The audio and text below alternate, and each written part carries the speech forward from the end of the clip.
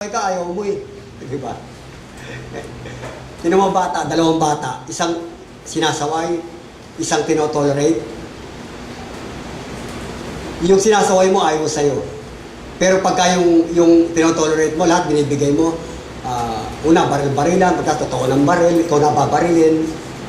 Yun.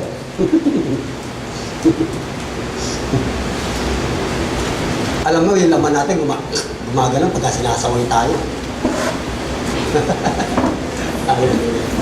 Okay, ibabaling nila sa mga alamat ang kanilang pansin at nila pakikinggan ang katotohanan. Yon. Ano ba ang katotohanan? John 8:32, you will know the truth, and the truth shall set you free, and Jesus is the way, the truth. Amen? And Jesus is the Bible. The Bible is the Word of God. The Word of God is the Spirit of God. And the Spirit of God is the power of God. Amen. At kayo mga kabataan kayo walang bata-bata rito sa Christianity. Maski tatay nyo pasaway, with love. Tay, lasing ka naman ng lasing eh. Papag-pray kita tay, makalaya ka niya sa alcohol. Di ba? Di ba huwag kayong duduwag-duwag. Ako, mga matatanda sa akin, pinagsabihan ko talaga. Tsupasyo ko, kaya ngayon nasa langit na siya. Sabi niya, kabata-bata mo, magsalita ka sa akin. Buti nagsalita ko sa iyo, ngayon namatay ka, dapat imperno ka eh. Ngayon langit ka. Di balik ka magalit sa akin, huwag ka lang magalit sa takot ng panahon, nasa imperno ka. Alam niyo, pagka hindi niyo share ng mga mahal sa buhay, pagpunta sa imperno niya, magagalit siya sa inyo. Di balik kayo magkagalit ngayon, huwag lang silang magalit doon sa wala ng pag-asa. Di balik magalit sa iyong mundo, huwag lang si Kristo.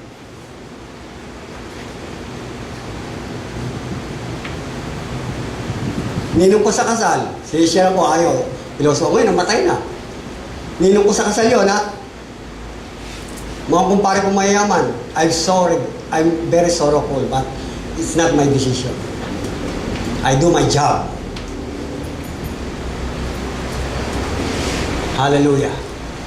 Kaya maging mapagpigil ka sa lahat ng oras. Kailangan may self-control ka pag nag-share ka, dahil minsan mga pilosopo yan. Mga makanika, wala namang kaluluwa, wala namang terno. Pagtiisan mo ang mga kahirapang dumating sa iyo, talagang mahirap yung maging, yon, siyempre, servant of God. Gampanan mo ang tungkulin ng isang mangaral, isang tagapagturo, ng isang tinawag ng mabuting balita. Tupdin mo ang iyong mga tungkulin bilang tagapaglingkod ng Diyos. Next. Meron pa ba? Okay, number 2. Power to heal. The power of the Holy Spirit is the power of God, the power not only to save, but also the power to heal.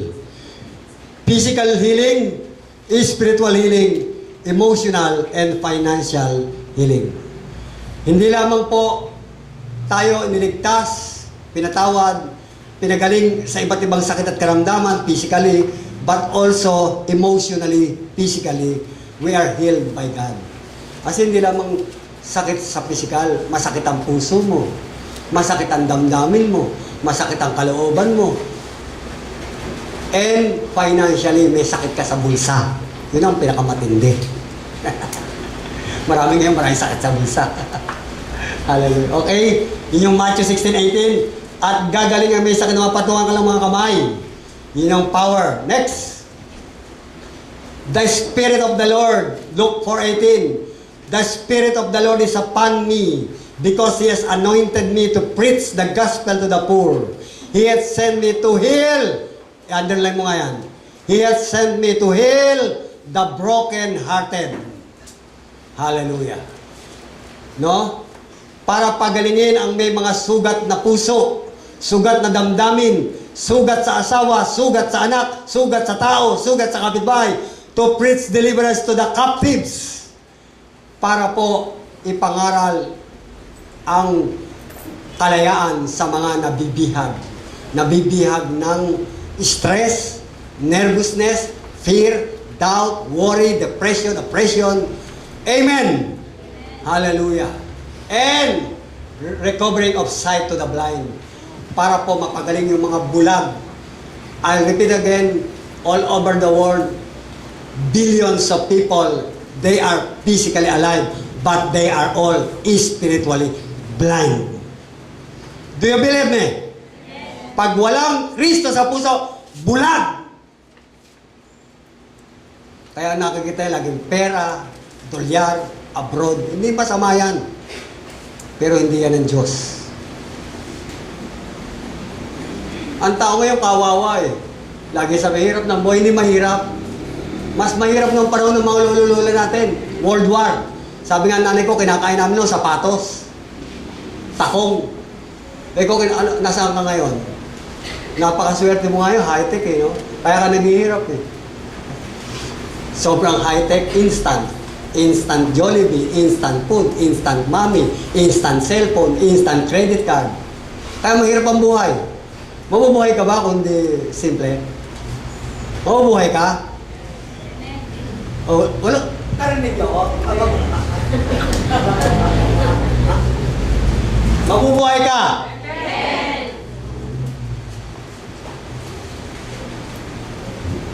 Mas mabubuhay ka ng matagal kung wala ka sa high-tech, lean-tech na buhay. Pag hindi high-tech ang buhay mo, mas hahaba. Di ba mahaba buhay nun? No, ang lolo ko namatay 100 plus. Ngayon, 50 lang, wala na. May diabetes, may sakit sa bato, may sakit sa puso, may high blood. Eh, paano kayo hindi high blood din? Ang buhay mo komplikado. Ang buhay mo stressful. Ang buhay mo pressure. Amen? Amen po ba? Kasi pag nakita mo sa tao, sa kapitbahay mo, gusto mo din. Walang problema dyan, basta kaya mo. Amen? Huwag mong kayanin. Hindi mo kaya. Hallelujah! Oh. Kung lata-lata kayo. Alam niyo kung bakit? Wala kayong power.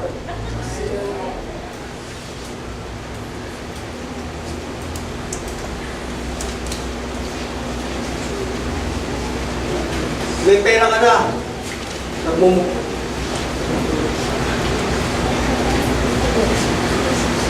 Kung natin ba dyan, binatukaw ka na. Wala kang contentment eh. Lagi kang reklamador. Katulad ka na Israelita. Dadali na sa promise land. Sa lupang pangako, nagreklamo pa. O yun, bumalik sa Egypt. Maraming ganyang born again. Amen! Amen! Hallelujah! Okay, to heal. Ang magpapagaling sa'yo, hindi pera mo. Hindi yung nasa iyo. Hindi yung pinag-aralan mo. Hindi yung hanap buhay mo. Hindi trabaho mo. Hindi asawa mo. Hindi anak mo. Hindi lolo mo. Hindi lolo mo. Ang Panginoon, ang kapangyarihan ng Holy Spirit. Palakpakan mo! Lumaya ka! Magpalakas ka!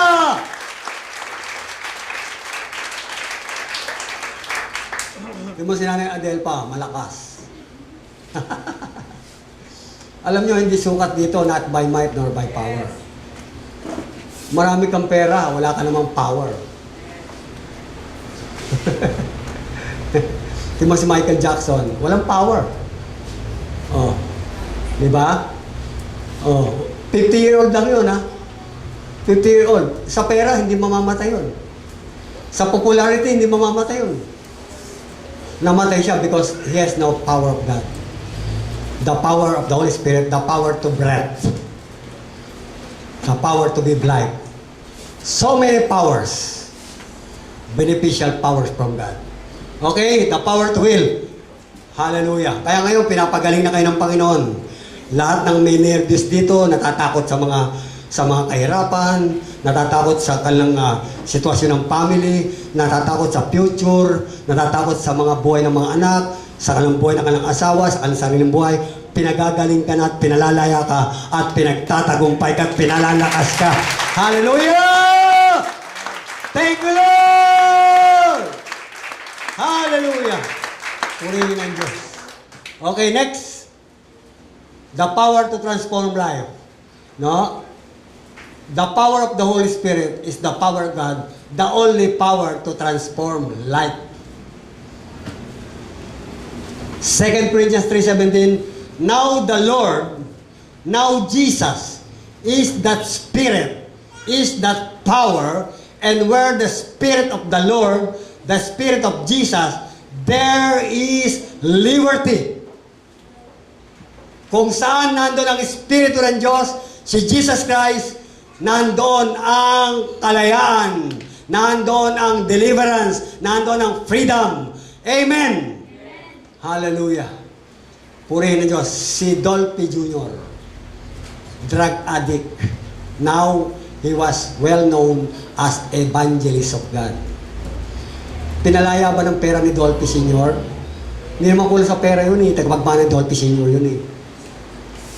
Di ba? Hindi pinalaya ng pera. Hindi pinalaya ng drugs. Na-rehab, hindi rin nagbago. Amen?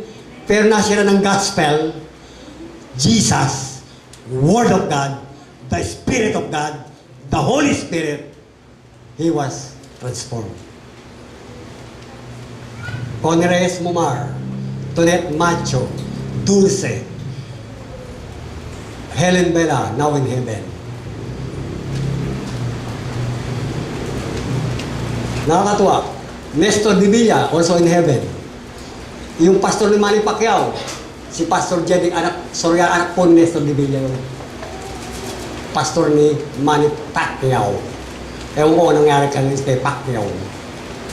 Si Pacquiao, na-transform ba? Na-transform ba? Lahat ng manok, pinamigay nga lang yung panabong niya. Yung bilyar, yung nightlife. He was transformed by the gospel, and the gospel is Jesus, and Jesus is the Spirit, the power of God. Amen. Nababago ba kayo? Pagka sumasama kayo, let go. Nababago kayo? O, magpasalamat ka, palakpakan mo ang Diyos. Kasi kung nangangaral ako rito, wala namang pagbabago, mag-iwalay na tayo. Pero may nangyayari, nababago isip mo, nababago puso mo, nababago buhay mo, nababago ugali mo, hindi ka na pasaway!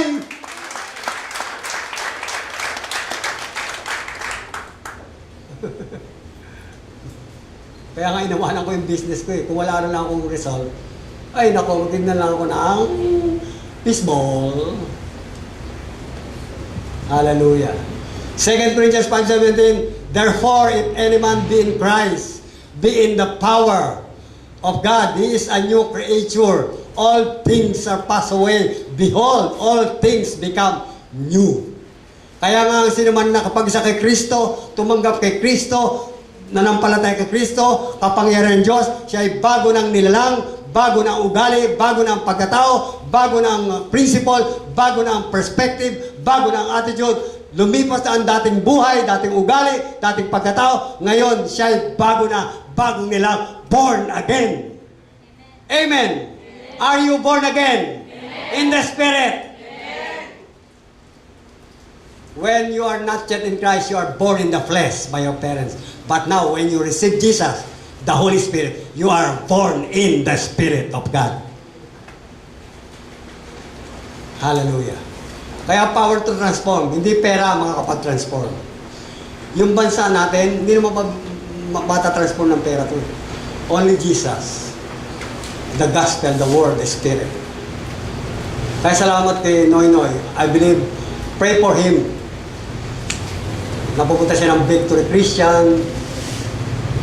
Minsan, nakita ko sa Channel 33, pinag-pray ni Reverend Tanchi, CCF, at niregulan ng Bible. I was blessed. My heart is full of joy. Because there is no any other means of transformation of our nation. It's only Jesus Christ, the Spirit of God. Hallelujah. Tingnan nyo, maganda ang nangyayari ngayon. We are praying sa kanyang mga papunta sa ibang bansa, even United States. God gave us favors. Amen. Transform. Kaya kayo po, pag uwi nyo, mag-pray na kayo. yung personal prayer devotion nyo, yung Bible meditation nyo,